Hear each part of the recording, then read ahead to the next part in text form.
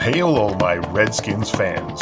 Welcome back once again, my fellow feathered tribesmen, into this channel where we discuss everything Washington Redskins.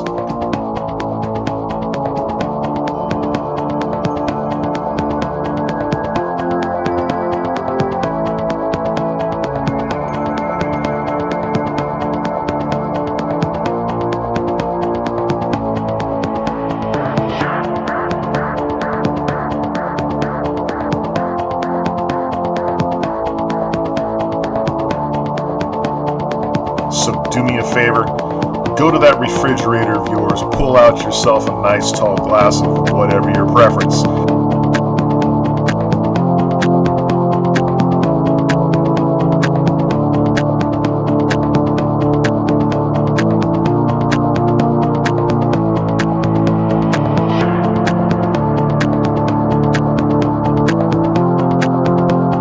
Sit back, kick your feet up, and let me take the helm for just a little while.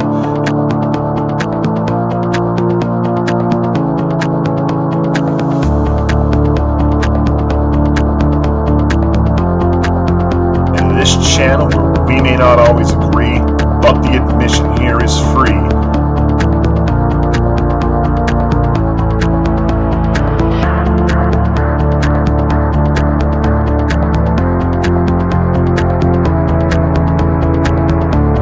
I am your West Coast host, Burgundy Fly Guy, and this is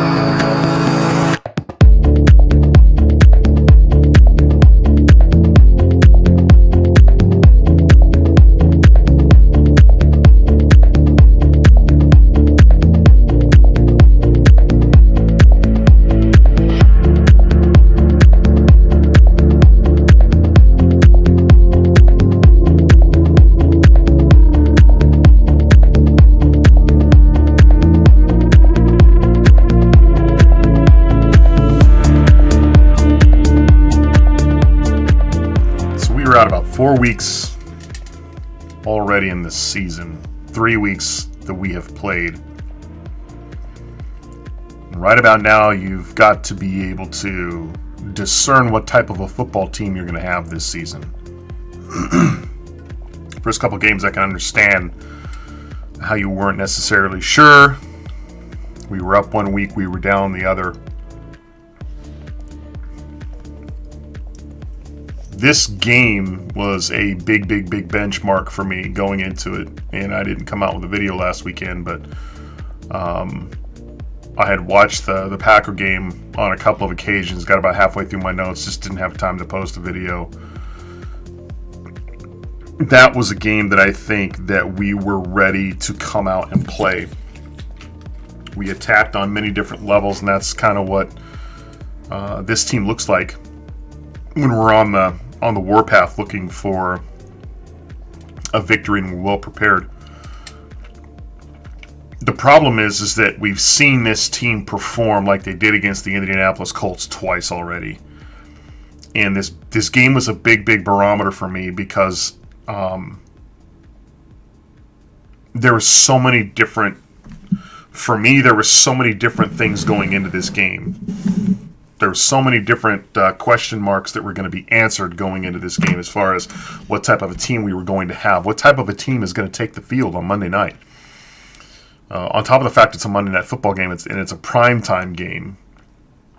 What type of a team are we going to be performing in front of primetime television? Are we going to be at our best? Or are we going to be at our worst? I think for those of us that are Redskin fans, we got a pretty good idea of what team's going to show up, just based on past history. But, you could be an optimist. The other barometer was what kind of a team are we going to put on the football field after a bye week? There was some traveling that was going on during that bye week. There was some other issues going on with that bye week like most teams have to deal with. But we were coming in with the most amount of rest and relaxation that you can get during a regular season game, or a regular game in a season, considering we didn't even play on Sunday. We had an extra day. We played Monday. And we didn't even play in adverse conditions. We played inside of a dome on a Monday night after a bye week. This is the team that your Washington Redskins put out on the field after a bye week and on Monday Night Football. I'm going to pose a question. This question came into my mind while watching whatever it was that we saw tonight. The question is, I understand that the hype train that came associated with Alex Smith, and it's the same hype train that has with it in the back seat of that bus, which is a huge drum, and it's got a mallet that anybody can lift, and there are way too many of us out there that are willing to pick up that mallet and beat the crap out of that drum for the most mundane of circumstances, the most mundane of free agency signings, the most mundane of draft selections. We beat that drum of success over and over and over again, and even after the years and years of ineptitude, we still want to pick up that mantle, and we still want to talk our smack, and we still want to say wonderfully positive things regardless of how idiotic and moronic they may be. And there's some of us that buy into it. There's some of us that listen to that stuff. There's some of us that subscribe to people. There's some of us that watch television. There's some of us that listen to the radio or read periodicals or read newspaper clippings of individuals that are willing to beat that drum, that say wonderfully positive things, and we eat it up, completely devoid of reality. We don't live in reality, a lot of us do. And there's some of us out there that we get labeled as naysayers. We get labeled as doom and gloomers. We get labeled as individuals that want to shoot down anything good. Can you guys produce anything good that we've done in the last 20 years? What's the only... what is to keep you... I don't understand what's keeping you from being a ne'er-do-well for a football team like this. I don't understand what it is that's so easy to bang about a drum for a football franchise that does nothing but shoot itself in the foot every couple of years. I don't want to sit here and say that this season's over with by any stretch of the imagination, but this game is a pretty good indication as to how far your season's going to get, even with 8 and 9 wins, which I don't think we're going to get to this year, performing the way that we did tonight. It's painfully clearly obvious that you're not going to do very well in the playoffs in the postseason when you're going to play a team like the New Orleans Saints like this on a Monday night. The teams that do well in the postseason, they show up for games like they did tonight. And it's not that we lost this game; it's that we got our asses kicked. We just got our asses kicked. We had no business being on that football field tonight. We got our asses kicked, and every single one of us, all the way from the top down, got our asses kicked. The question that I have tonight is just based on what I've seen the last couple of weeks. And I'm not even going to pose it as a question. That's not even fair, because that would honestly evoke the impression that I'm interested in a response. And I'm not interested in a response. I don't give a goddamn about a response. I don't care. I'm thoroughly and wholeheartedly convinced that Alex Smith has absolutely no intentions of throwing the football down the field. I honestly think he's just looking for the sake of looking off, because he has every intention of throwing the ball into the flat. Every intention in the world to throw the ball out into the flat. I think there were a couple plays where he hung our wide receivers out to dry. I think there were a couple plays in which he threw the football out in the flat and hung our running backs out to dry. I'm not saying he's a bad quarterback. I think he's making... If you guys want to know what it is I'm referring to, I think that Alex Smith is doing exactly what Alex Smith does. I think he's making business decisions. I think Fitzpatrick's the same way. The smart ones are the ones that are always able to do it really, really well. They don't care about winning. They don't care about losing, per se. They care about making precise precision, timing plays that are small, that are adequate, that equal big things, that equal things that make their play just good enough to not want to get rid of them, but not bad enough to get rid of them, if that makes any sense. We're going to toe the company line. That's exactly what I'm talking about. We're going to toe the company line. I'm not going to take my stuff out there and try to win you football games. I'm going to do whatever it takes to ensure that I'm going to have a job next season. That's the kind of attitude that I get. What happened today was there's no excuse for it. And I made the comment tonight, and I made the comment last week, not last week, the week before, and it hasn't changed inside of 2 weeks. It's not going to change for the rest of this season. But I don't blame our wide receivers for half-assing their routes. What is their incentive? What is your incentive as a wide receiver? And right now it's getting to the point where we got wide receivers that I don't know if you guys have noticed, but even when we did try to go deep to some of these wide receivers, the timing was way, way off. Timing was way off. There's pressure in Alex Smith's face. And I don't give a damn about pressure being in Alex Smith's face. I don't care. He's played enough time in this league to be able to throw accurate passes with pressure. I'm not going to buy it. I'm sorry. He's a professional. He has men hurling their 300-pound bodies at him all the time. So if he can't throw an accurate pass, that's on him. Because there's plenty of other people that can do it. And if you've only had a year or 2 or 3 in this league and you're still a little bit frazzled, I get it. But Alex not that guy. Alex is a professional. And I'm just not buying it. And there were some of these passes tonight that he threw. I don't know what it was. He is wholeheartedly convinced in giving the ball to a running back in the flat and allowing the running back to make plays with his feet. The play calling in this football game was excruciatingly frustrating. It was excruciatingly frustrating because I understand that we were limited with the calls that we had to make, because Alex really didn't have a whole lot of time in this backfield to throw the football. There was just not a lot of time on many occasions to take a 5-step or even a 7-step drop, wait a couple seconds to throw. There wasn't that kind of time. There was so much edge pressure. There was so many blitz packages to pick up, and I don't blame New Orleans for doing any of that. I would too. There wasn't enough time to throw that football downfield. And even if you did have time to throw that football downfield, you got to make sure that it's an accurate pass and got to put it someplace where the wide receiver can get the football. And that just didn't happen tonight. How does Jamison Crowder only get 4 receptions and most of those come in the second half? How can you explain yourself? How can you explain yourself? Who is responsible for that? I don't even think that's necessarily Jay Gruden. But I'm just going to go ahead and blame it on Jay Gruden.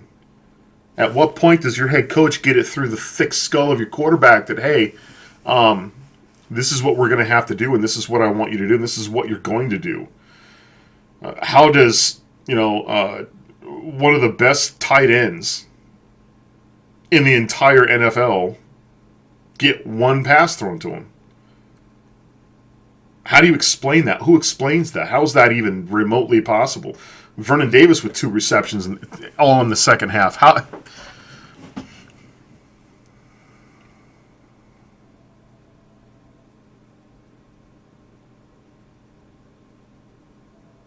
This team was woefully unprepared. This team was woefully inadequate. And I'm sorry that nobody played with any balls tonight. Nobody.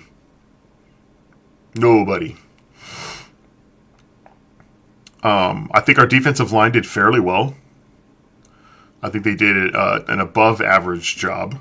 New Orleans' offensive line did a really, really good job blocking us up front. I think our secondary sucks. I think that Josh Norman is slowly starting to get exposed. He was exposed tonight on primetime television as the overpaid loudmouth that once in a while will show you flashes every couple of weeks, but beyond that, we are basing our intimidation on years past performances, and that is it. He is officially at this point a liability. And if you recall, I think we pulled him.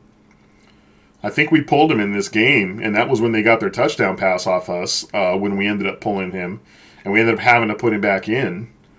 Like, he's our $20 million player.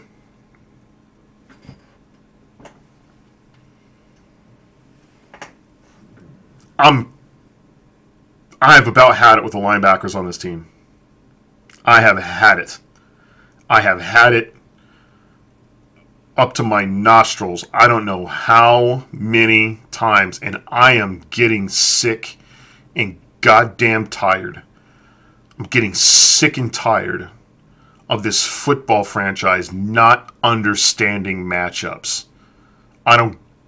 How is it that we are not able to understand matchups? And how is it that if we see blitz packages that are bright as day, stacking the box, rushing 8 to 10 people, and you don't call an audible, you don't shift coverages, there's no crossing, there's no shallow drag. I saw one shallow drag route on a blitz package tonight. I saw one. I haven't seen the coach's film yet. I haven't even gone back to see the coach's film yet, and that's going to come later on. But I think I only saw one shallow drag route. New Orleans had no fear whatsoever to blitz us.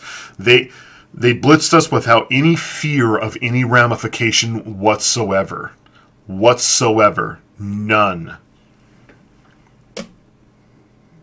How do you explain that? I don't understand how you can explain it.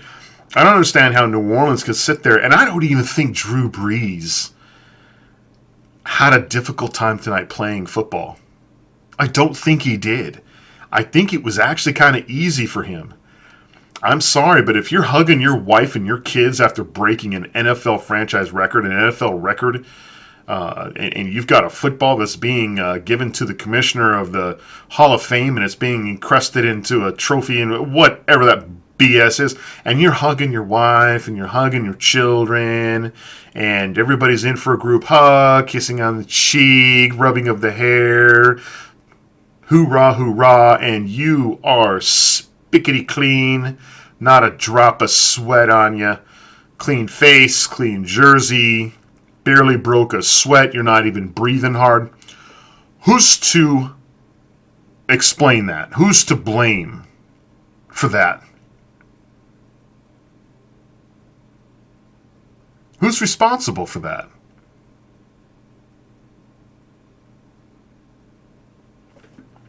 There were a lot of penalties in this football game that didn't get called. And I don't care. I don't care. It wouldn't, even if we would have got the plays called in our favor, it would not have changed the outcome of this football game. It still would have been a glorious ass whooping. Even if all the face mask penalties, all of the roughing the kicker penalties, all of the massive holding penalties, the chip blocking penalties, even with all of that thrown into the mix and gone our way, this still would have been a 40-point shellacking that New Orleans would have put up.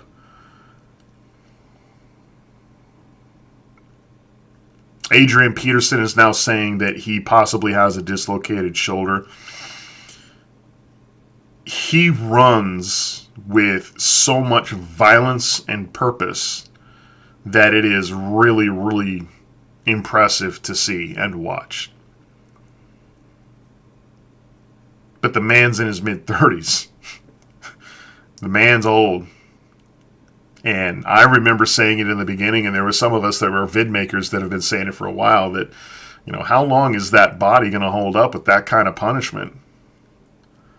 What are we, week 4? And he's talking dislocated shoulder.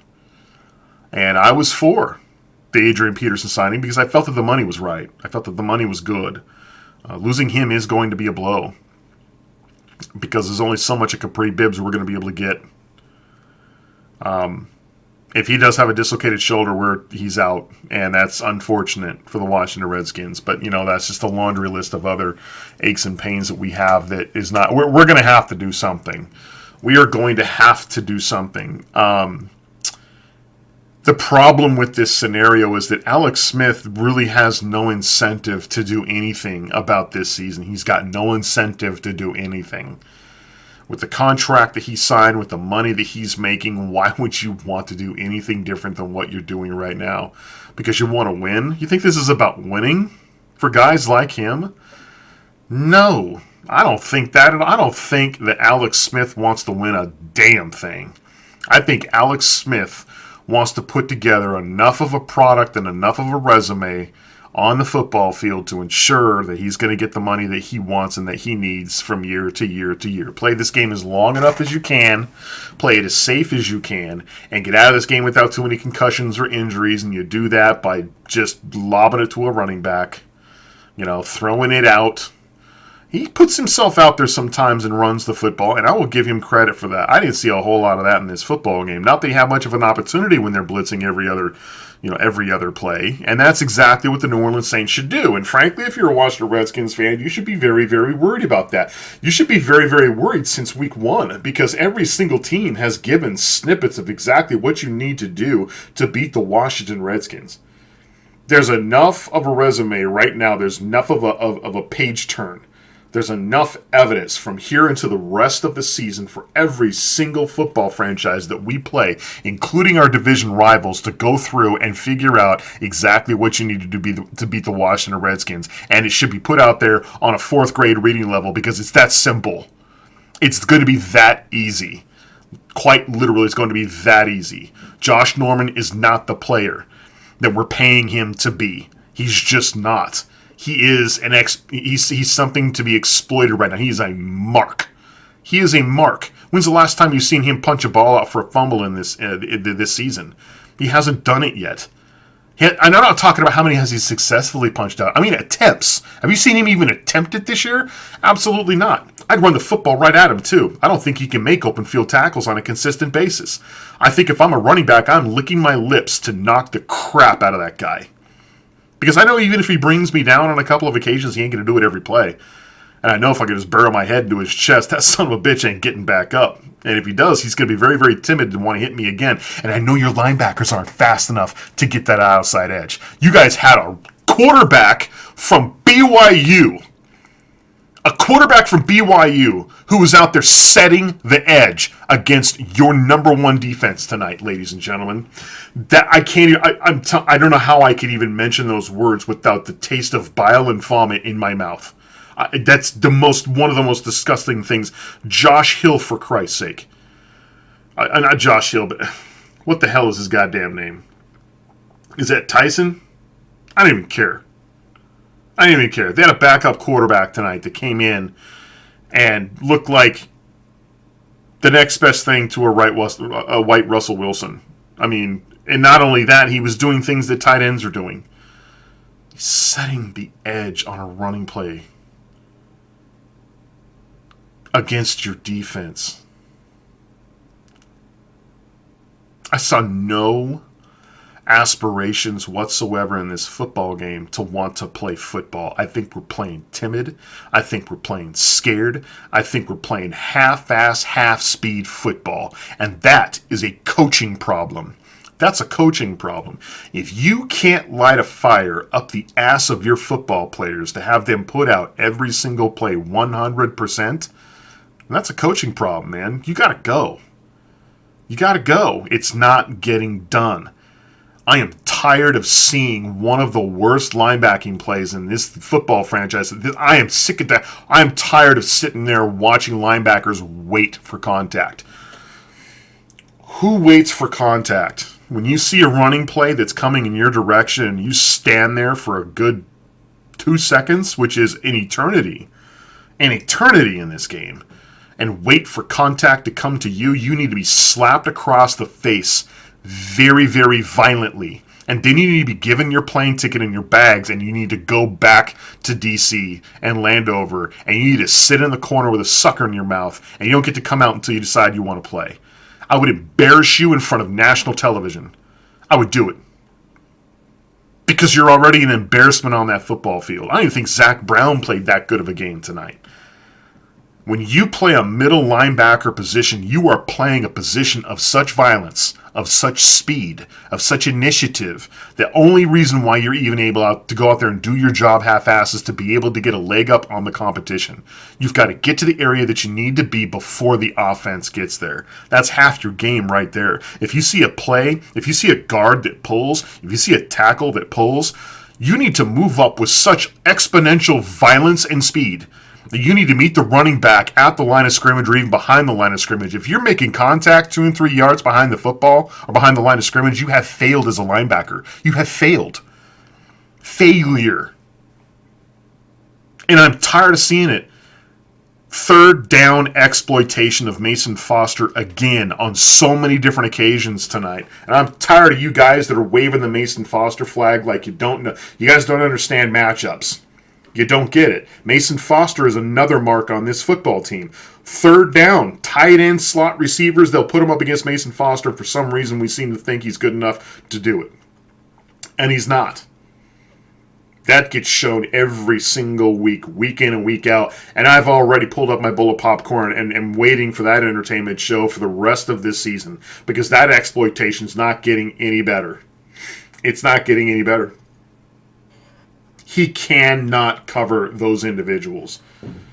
You better hope it's zone play. We played a lot of zone coverage tonight, and I'm sorry, zone coverage against Drew Brees when he has got all the time in the world to throw the football. You saw what happened. You saw what happened. We tried it a couple of times tonight. It didn't help us. Drew Brees still threw for, Jesus, how much did he throw for? 363 yards. He went 26 for 29. Quarterback rating of 90.1.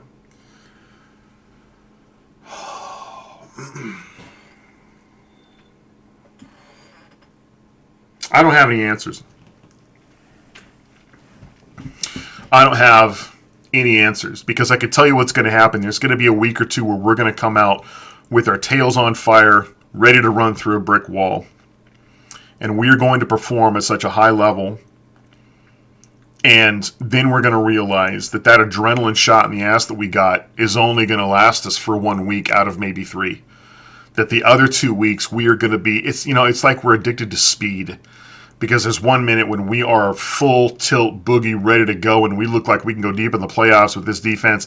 And then for the next 2 weeks we are so sluggish and slow and intimidated and passive and nice. Super nice. We're so nice on defense. We're adorable. That's the word I would give our defense right now. Is adorable. You guys are adorable.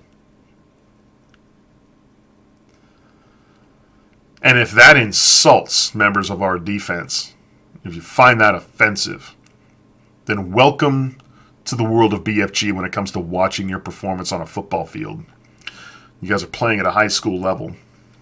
I am sick and tired of watching this crap. I'm sick and tired of it. And every single one of you guys should be sick and tired of watching this crap. I'm not saying we should have come out and beat the New Orleans Saints. Do I think we had a chance of beating the New Orleans Saints tonight? We got a chance of beating anybody.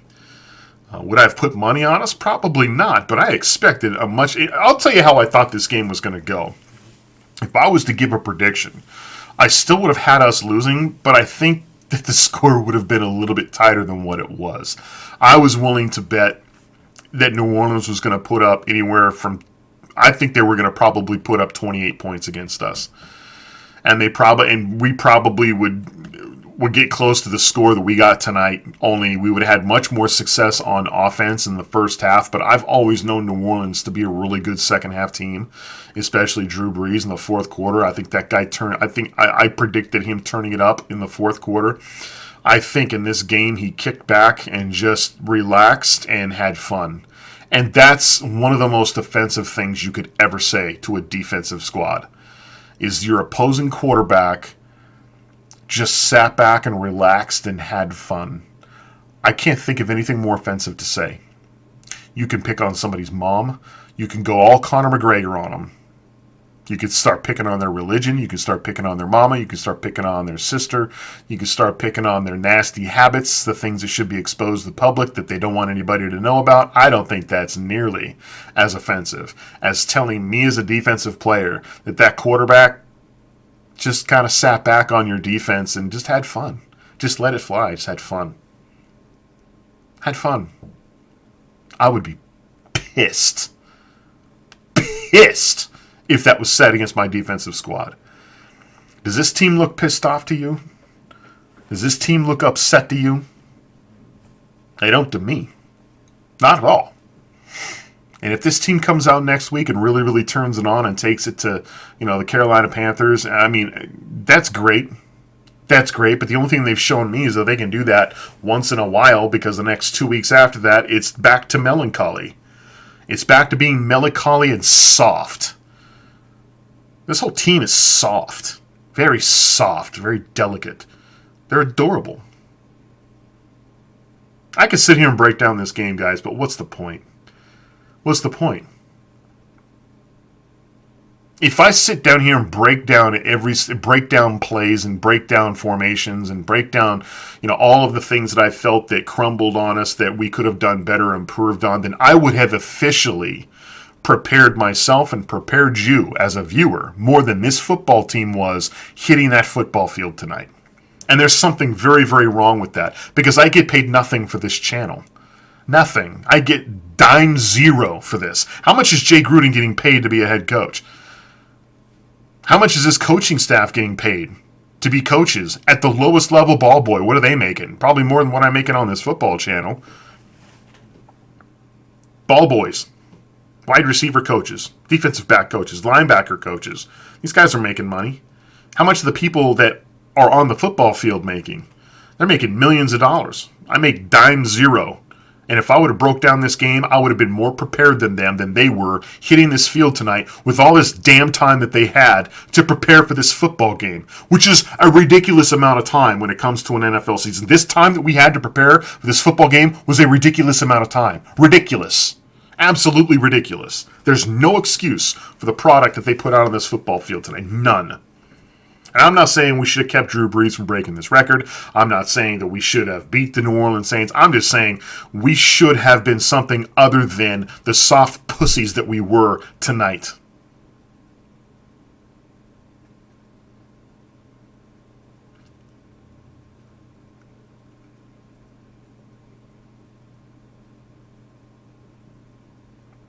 We'll just continue being adorable. That's my fast reaction to this Monday Night Football game for you guys. I'm frustrated. I'm used to seeing this. But I'm tired of investing my time and efforts into seeing this team in the off season and approving of some of the things that this team is doing and feeling invigorated by some of the things that this team has done and feeling that we may be turning a corner towards that area of success, only to end up here like this. This is what it felt like in the 2000s. This is what it felt like in the late 90s. This is what it felt like 10 years ago. I know this feeling all too well. If you're a Redskins fan for any longer than 20 years, you know exactly what this feels like. And I'm telling you, I mean, the water's boiling and we've been in it for so long we don't even recognize that it's killing us. But that's not what scares me. What scares me is that I don't care. That's what scares me. And it should scare you too. I really, and I mean this from the bottom of my heart, I really do. So if you're a Redskins fan, pay attention and listen to what it is I say next. If you are a passionate fan, and if you are super upset by this loss tonight, if you are demoralized from the performance that you saw on this football field, then I feel sorry for you the most. And the reason why I feel sorry for you the most, and I don't mean anything offensive when I say that, I mean this in all sincere terms, but if that is how you feel, then I feel the most sorry for you.